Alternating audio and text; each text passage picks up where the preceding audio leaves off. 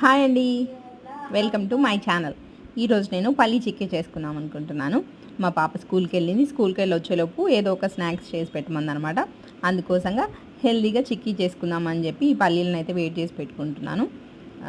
పల్లీలని మరీ ఎక్కువగా బ్లాక్ అయ్యేలాగా వేయించకూడదు, అలానే పచ్చిగా ఉండనివ్వకూడదు. అదే గిన్నెలోకి నేను బెల్లం కూడా వేసుకొని పాకం చేసుకుందాం అనుకుంటున్నాను. మరీ ఎక్కువ గిన్నెలు కాకుండా ఈ బెల్లాన్ని కూడా మనం ఒక కప్పు పల్లీలు తీసుకున్నట్లయితే 3/4 కప్పు బెల్లం తీసుకోవాలి. అప్పుడు పర్ఫెక్ట్ కొలతలు అనమాట. అంటే మరీ స్వీట్గా ఉండదు, అట్లానే మరీ చప్పగా ఉండదు, దానికి సరిపోతుంది.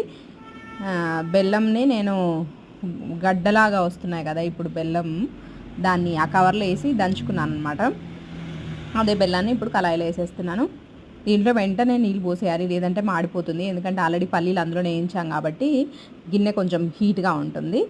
అందుకోసంగా ఈ బెల్లం అంతా వేసేసి దాంట్లో వాటర్ పోసాను. వాటర్ కొద్దిగా ఎక్కువగానే పోసాను. ఎందుకు అనంటే బెల్లంలో మనకి ఇవి ఏంటి చెత్త ఉంటుంది అనమాట. రాళ్ళు కానీ చెత్త కానీ నల్ల నలకలు ఏమైనా ఉంటాయి. అందుకోసంగా నేను బెల్లం ఏ లడ్డు చేసుకున్నా కూడా ఫస్ట్ బెల్లాన్ని కొంచెం ఎక్కువ వాటర్ పోసి బెల్లాన్ని కరగనిచ్చి ఆ బెల్లాన్ని అయితే వడగట్టుకుంటున్నాను. అలా వడగట్టుకోకపోతే మాత్రం చిన్న చిన్న రాళ్ళు చెత్త అదంతా ఉంటుంది ఆ బెల్లంలో. సో ఫస్ట్ వడగట్టుకోవాలి. ఆ వడగట్టి మళ్ళీ అదే గిన్నెలోకి అయితే పాకాన్ని చేసేసుకోవాలి. చూడండి, లోపల చెత్త కూడా ఉంటుంది అనమాట.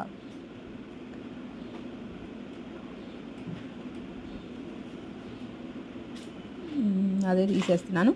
ఇంకా అదే గిన్నెలోకి మళ్ళీ బెల్లం వేసి పాకం పట్టేస్తున్నాను. ఈ పాకం అనేది కొంచెం గట్టిగా రావాలి.